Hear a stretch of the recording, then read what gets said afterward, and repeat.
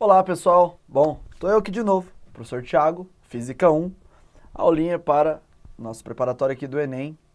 Então, já quero agradecer a vocês por estarem até aqui, né, porque, gente, nós estamos aí na aula número 24, são 24 aulas de meia hora, tá ok? São aí, você vai completar 12 horas, metade de um dia aqui assistindo aula. Então, se você chegou até aqui, você já é um guerreiro, você já é uma guerreira, e eu quero parabenizá-lo por isso, tá ok? A gente também tem que dar mérito ao esforço das pessoas, beleza? Eu quero parabenizá-las por chegarem até aqui. Então, nós vamos continuar com a hidrostática. O que é a hidrostática? Trabalharmos com os fluidos. Nós descobrimos como calcular pressão num fluido. E agora a gente vai descobrir como calcular a variação da pressão num fluido. Então vem aqui. A variação da pressão num fluido. Então, nós temos uma altura de cima para baixo. Sempre. Aqui tem uma altura inicial. E aqui tem uma altura final. Essa altura é da interface do fluido até embaixo. Nesse primeiro pontinho, a pressão dele é a pressão do ar mais ρgH0. É o que está aqui, né? Pressão absoluta nele. No segundo pontinho, a pressão que está... Não vai confundir com o chão aqui, tá? Isso aqui está indo até o furinho aqui, ó. Não confunda com esse chão. Por coincidência, o furinho dá bem na direção do chão. Vai ser a pressão do ar mais μgH. Se eu faço a variação de pressão, vai ser pressão final menos pressão inicial. Então, a variação de pressão vai ser pressão do ar mais μgH menos pressão do ar mais μgH0. Então, a variação de pressão vai ser o menos sai distribuindo, pressão do ar mais μgH menos pressão do ar, mais com menos dá menos, μgH0. A pressão do ar vai embora, fica μgH menos μgH0. Colocando o μ e o g em evidência, fica μg que multiplica H menos H0. Ou seja, ΔP fica μg vezes H menos H0, que é ΔH.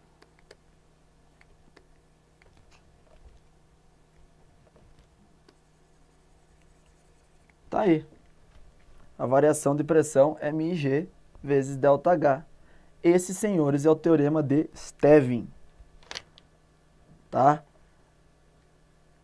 Esse é o teorema de Stevin. Ele fala que a variação de pressão depende da variação de altura. Notem, vamos notar já antes de fazer aquele exercício, que se eu não tenho ΔH, eu não tenho ΔP.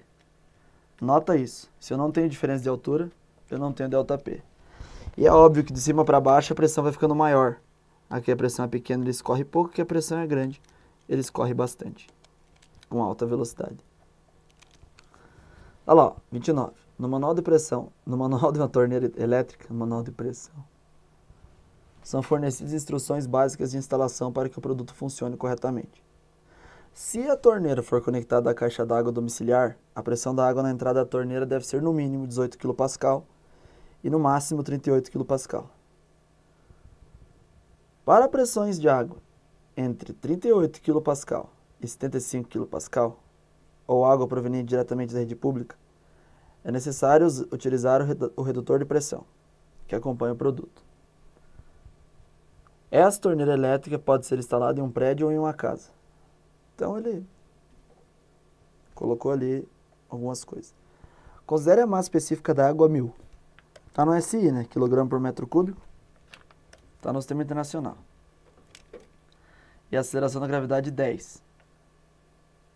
Ele quer saber, para que a torneira funcione sem o uso do redutor de pressão, quais deverão ser a mínima e a máxima altura entre a torneira e a caixa d'água.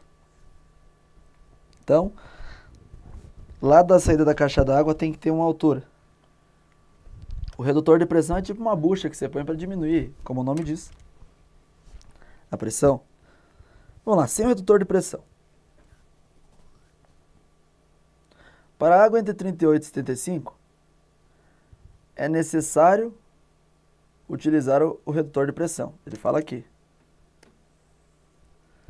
Então, para essa água aí, a gente teria que usar o redutor de pressão. Agora, de 18 até 38 é o que a gente pode usar. Então, a gente vai usar isso aqui, ó. Isso aqui teria que usar redutor de pressão. A gente não quer usar redutor de pressão, então vamos usar de 18 até 38 kPa. Tá? Então, a pressão deve ser no mínimo 18 e no máximo 38. Acima de 38 eu vou ter que usar redutor. Até 75 kPa. Então, vou usar 18 kPa e 38 kPa. Então, 18 kg, 10 ao cubo pascal, é a pressão manométrica, a pressão do fluido, e a pressão manométrica de 38 vezes 10 ao cubo pascal. Como é a pressão só da água que ele está trabalhando, vou falar que P é igual ρGH. Isso está lá atrás, pressão manométrica.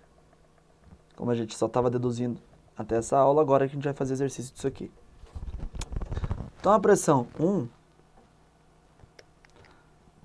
é de 18 vezes 10 ao cubo. A massa específica da água, μ, ela vale 1000, que é 10 ao cubo, vezes 10 vezes H. Eu posso cortar o 10 ao cubo com 10 ao cubo e fazer 18 por 10. É igual a H. H é igual a 1,8 metros. Se você fizer essa conta para o P2, vai descobrir que 38 vezes 10 ao cubo é igual a 10 ao cubo vezes 10 vezes H. 10 ao cubo corta. E eu tenho uma altura de 3,8 metros. E fechou. Tem um H2 aqui, tem um H1 aqui. E é isso. Ok? Então, exercício que, na verdade, o pessoal, ele coloca o 7,5 aqui porque o pessoal usa muito isso aqui, ó. O 75, porque ele colocou o 75. Então, ele colocou ali uma pegadinha. Agora, vamos supor que um fluido, ele é homogêneo. Ele é o mesmo fluido em todos os pontos. Se ele é o mesmo fluido em todos os pontos, para um mesmo fluido, para o mesmo tipo de fluido, eu uso essa relação aqui para ele, se ele é o mesmo fluido. Essa relação é conhecida como teorema de Stevin. Ok? Agora, pontos de mesma pressão possuem a mesma altura. Por quê? Se a altura é a mesma, a variação na altura é zero. Variação na altura não é H menos H0? Se eu tenho dois números iguais, 7 menos 7, 8 menos 8, 19 menos 19, vai dar zero. Se a variação na altura é zero, a variação na pressão é zero. Opa. Isso significa que pontos de mesma altura têm a mesma pressão e pontos de mesma pressão vão ter a mesma altura para o mesmo líquido. Então, olha só, se a única pressão na qual esses líquidos aqui estão sujeitos é a pressão do ar, eles vão ter que ter a mesma altura. Então, se eu coloco vasos comunicantes, se eu coloco eles aí juntos, eles vão necessariamente ter a mesma altura. Por quê? Porque eles têm a mesma pressão. É por isso que fluidos vão ter a mesma altura. Eu posso usar isso? Claro que eu posso. Tem um recipiente aqui, ó, tem um sistema aqui com caixa d'água. E eu coloco aqui um cano. Coloco uma torneira e tal. O que acontece? Na verdade, essa água queria subir. Se existisse um cano para ficar na mesma altura ali. Como ela não vai conseguir chegar na mesma altura, ela escoa. O escoamento desse fluido é uma vontade dele. Obviamente, essa vontade não é uma vontade real, é física. De querer igualar a mesma altura. Se ele não estiver na mesma altura, ele vai querer igualar, ele cai. Ok? Agora, para líquidos imiscíveis, líquidos que não se misturam, eu vou voltar nesse conceito. Pontos de mesma altura possuem a mesma pressão. Mas tem que ser para o mesmo líquido, então vou ter que usar o mesmo líquido. Ó. Esse líquido B aí de baixo. Tá? Então, a pressão no ponto 1 vai ser igual à pressão no ponto 2. No ponto 1 eu tenho pressão do ar mais ρ do líquido A, G do líquido A, H do líquido A. G do líquido A não, porque G é G, né, pessoal? É igual a pressão no ponto 2, que é a pressão do ar, mais ρ do B, gravidade, altura do B. Então, só escrevi a equação da pressão atmosférica, que podemos ver aqui, para o A e para o B. Foi isso que eu fiz, escrevi a equação da pressão atmosférica para os dois. E aí, eu posso cortar PATM com PATM e cortar G com G.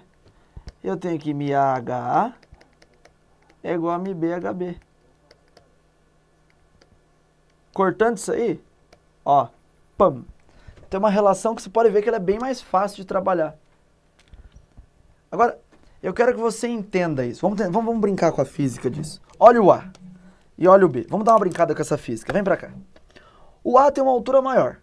O B tem uma altura menor. Se embaixo tem a mesma pressão, quer dizer que a força que os dois fazem ali embaixo, quando eu estou falando embaixo, estou falando desses dois pontos. Se nesses dois pontos, que são líquidos é o mesmo líquido, é homogêneo o líquido, nos dois pontos ele é igual. Se ele tem dois pontos de mesma altura, ele vai ter a mesma pressão, ok. Então a força por área que ele exerce é a mesma. Isso significa que todo esse peso aqui do A,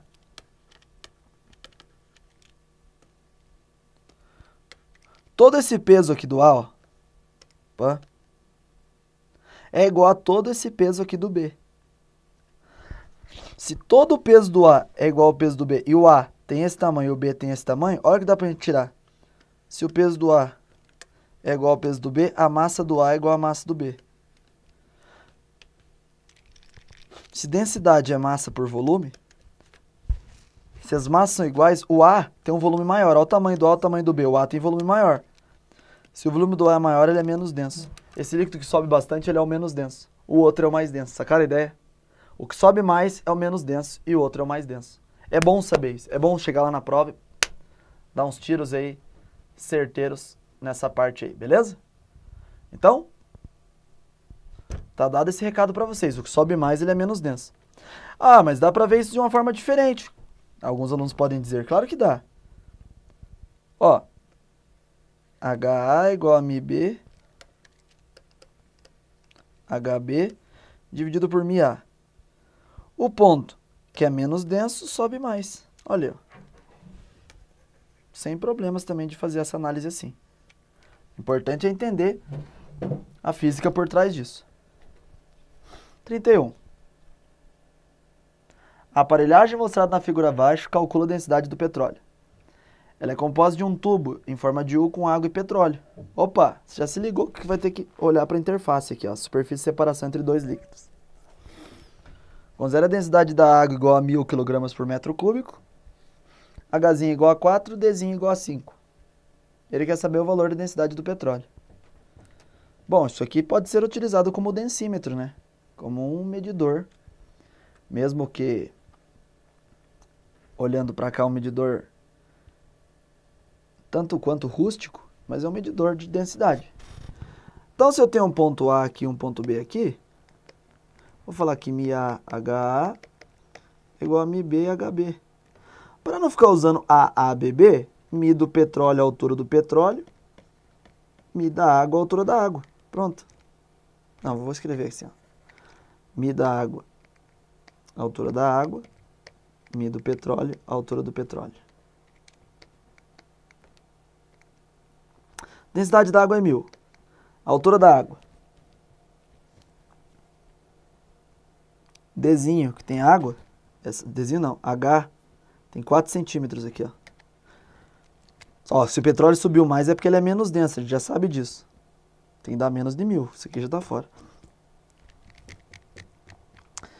Então, 1000 vezes H, que é 4 centímetros. Eu vou dividir por 100, então é 4 dividido por 100. Igual a densidade do petróleo vezes a altura do petróleo, que é 5 centímetros. Essa altura aqui. 5 sobre 100. Corta o 100 aqui. Vai ficar 1000 dividido por 4 é 4000, dividido por 5 Passei o 5 dividindo. É o Mi. Mi vai ser igual a 4.000 dividido por 5. 40 por 5 é 8. Isso aqui dá 8, então dá 8 com 2 zeros. Quilograma por metro cúbico. Só uma aplicaçãozinha, né? Exercício bem tranquilo. O petróleo é menos denso que a água mesmo.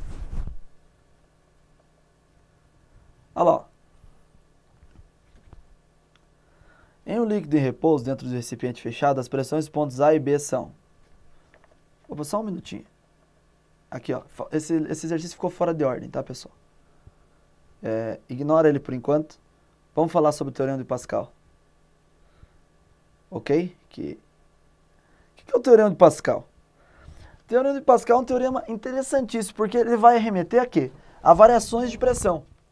Só que ele vai informar pra gente que as variações de pressão elas acontecem simultaneamente.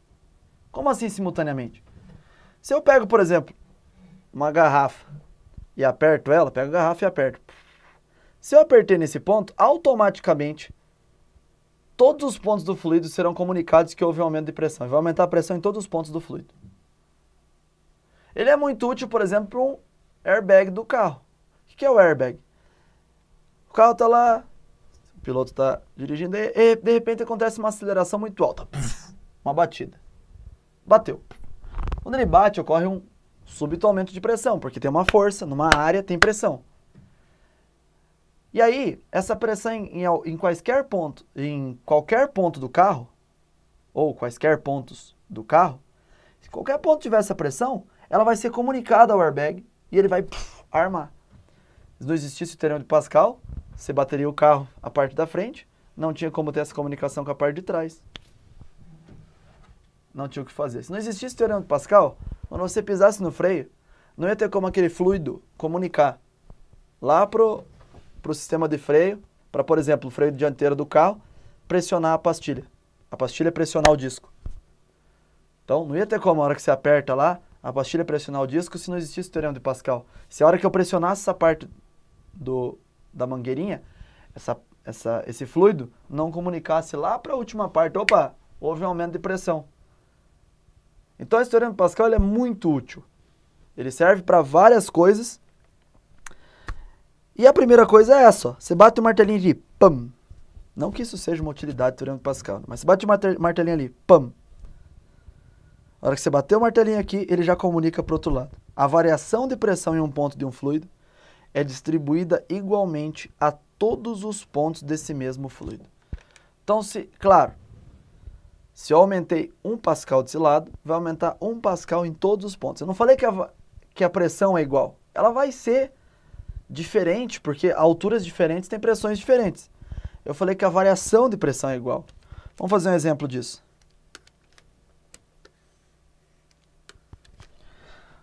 Vamos fazer um exemplo disso. Imagine que num fluido qualquer, só estou esboçando aqui mesmo a situação, a pressão aqui,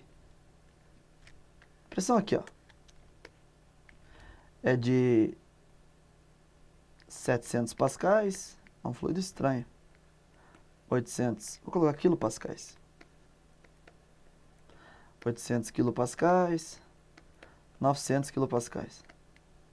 Se acontece subitamente um aumento de pressão, se a pressão aumentou mais 10, aconteceu alguém apertou aqui, ó. Colocaram alguma coisa aqui e apertaram. Se a pressão subir mais 10, sobe mais 10 para todo mundo. Esse é o Teorema de Pascal, é isso que eu gostaria que vocês soubessem.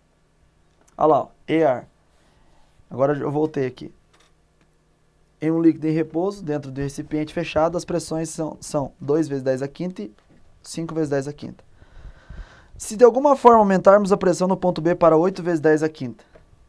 Se esse cara foi para 8 vezes 10 a quinta, quer dizer que ele aumentou 3 vezes 10 a quinta Pascal. Quer dizer que esse ponto vai aumentar 3 vezes 10 a quinta Pascal. E esse ponto vai se tornar 5 vezes 10 a quinta Pascal. É isso que eu quero que vocês saibam. Tá? A variação de pressão no ponto A é igual à variação de pressão no ponto B. Esse é o Teorema de Pascal, como ele deve ser interpretado. Ele se repete aqui. Prensa hidráulica. A prensa hidráulica é um multiplicador de forças. Por quê? Porque ela mantém a pressão. Quando eu variar a pressão no ponto 1, eu vou variar a pressão no ponto 2. Quando eu variar a pressão em 1, eu vou variar a pressão no ponto 2. Como as áreas são diferentes, pressão é força sobre área, F1 por A1, F2 por A2, eu vou ter forças diferentes em pontos diferentes. Então, a área pequena, eu posso fazer uma força pequena, na área grande, ele vai devolver, fornecer uma força maior. Ok? Então, por essa ideia aí que a gente tem que caminhar na prensa hidráulica. F1 por A1, F2 por A2. Se a gente multiplica em X aqui, se eu só passo o A2, se eu passo, na verdade, o F1 para baixo e o A2 para cima, eu vou ter que F2 por F1 é igual a 2 por A1. Na verdade, eu queria inverter ele. Vamos invertê-los. Só quero que apareça F1 por A1 é igual a F2 por A2. Por quê? Porque eu também posso falar que há conservação de energia. O que significa haver conservação de energia? Significa o seguinte, que o trabalho na parte 1 é igual ao trabalho na parte 2. Como o trabalho é força vezes distância, eu posso dizer o seguinte, vou passar o F2 dividindo e o D1 dividindo. Pode dizer que F1 por F2 é igual a D2 por D1. Mas esse D é essa distância aqui, ó. É o ΔH. Então, não, eu fiz cagada aqui, né? KKK feia. A2 por A1 fica 1 por A2. Aqui, a hora que você inverte, fica 1 por A2. E aqui fica F1 por F2. Quando eu tiro isso aqui, F1 por F2, eu já vi ali que vale ΔH2 por ΔH1. Então, assim como na tabela exponencial, você ganha força com esse dispositivo. Você ganha força. Bacana, ganhei força com esse dispositivo. Só que eu vou perder alguma coisa. O que eu acabo perdendo com esse dispositivo? Distância. Então, se eu pegar esse pequenininho,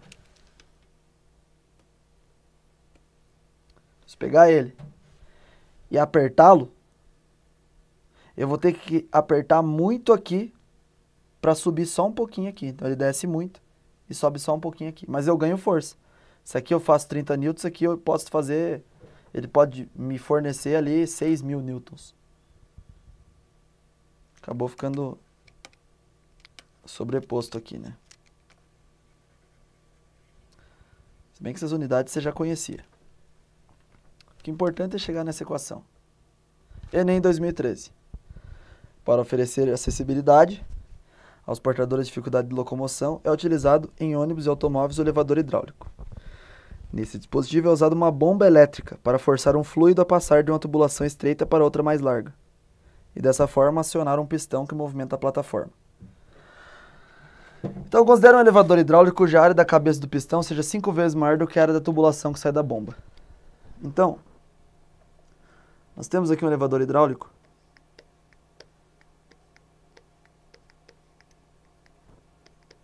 que essa área aqui é 5A e essa área aqui é A. Sistema 1, sistema 2.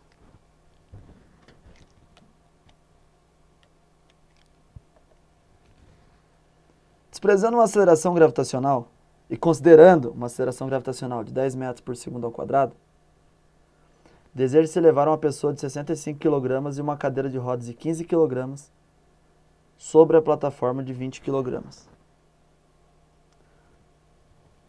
Beleza. Então ele quer 65 kg tem a pessoa, cadeira 15 kg, a plataforma 20 kg. A massa total disso, 65 mais 15, que é 80, mais 20, que é 100. Ele quer saber a força que é devolvida. Bom, então, esses 100 kg vão nos dar um peso aqui de 100 vezes 10, de M vezes G, ou seja, 100 vezes 10, que é igual a 1.000 newtons. Aqui, né? Porque a equação passou um pouco. Então, F1 por A1 é igual a F2 por A2. F1, 1.000 A1, A. Então, ele quer saber a força pelo motor da bomba. Opa, tem uma kkk aqui. 1000 newtons. Aqui que é o motor da bomba. Aqui que é P igual a mg, que é 100. Vezes 10, que é 1000 newtons. Então fique esperto nisso aí, ó. Você vê que até o professor há uma certa troca de vez em quando. Então não troque. Desenha, faz bonitinho. F1 então é F1. A1 é A. Esse é o lado 1. F2 é 1000. A2 é 5A. Cortando A com A, F1 vem grátis. 200 newtons. Grátis, grátis, grátis. Olha lá, ó. Enem 2013, nem faz tanto tempo assim. Senhores, para encerrar a hidrostática, falta só um conceitinho. Falta só o conceitinho do empuxo. Estamos aí caminhando, né? Estamos fazendo bastante exercícios do Enem para você poder ver aí como é a carinha dessa prova. Eu quero que você saia dessas aulas transformado no quesito. Estou entendendo o que o Enem cobra na minha prova de física, tá ok? Aquele cara que sai bala. Bom, eu sei que o Enem cobra isso. Eu sei que o Enem vai por esse lado. Beleza? Obrigado pela atenção de vocês novamente. Até a nossa próxima aula. Tchau, tchau.